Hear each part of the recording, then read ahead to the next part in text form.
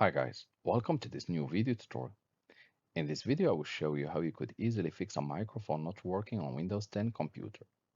To begin, click on the Start menu, click on Settings, click on System icon. On the left panel, click on Sound. One of the main reasons why microphone sometimes doesn't work on Windows 10 is that it's been disabled for a security purpose by whatever application. To fix that, scroll down inside this application and click on Manage Sound Devices. You should see Input Devices, Microphone Array, and it should show on top of it Disabled. Click on your microphone, click Enable, and now it should be working. Go back, try to test the microphone,